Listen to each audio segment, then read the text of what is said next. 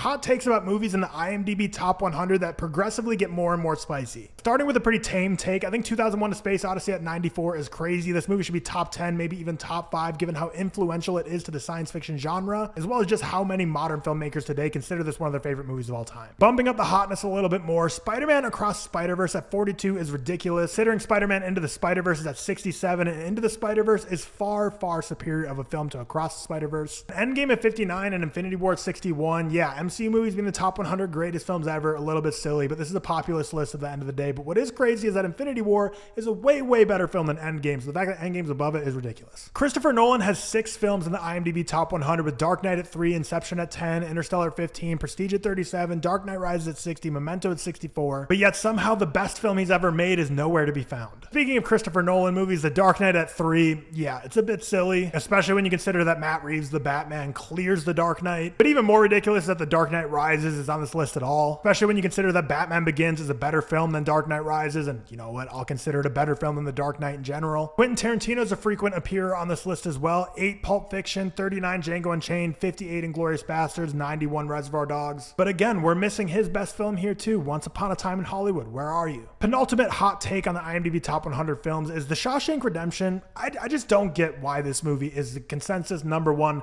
greatest movie ever made and has been the #1 film on IMDb for so long. Like, don't get me wrong, I like Shawshank Redemption a whole lot, but like The Godfather at #2, if that was #1, I'd be like, yeah, makes sense. It's The Godfather. Who's going to disagree with that? But The Shawshank Redemption, like, I just don't get it. I don't get why this movie has been chosen for decades now to be like the greatest movie, 9.3 out of 10, a whole 0.1 above The Godfather, like locked into one in a strong position. I just don't get it. Lastly, for the hottest take, I think Forrest Gump at #12 is the worst movie on the entire IMDb Top 100.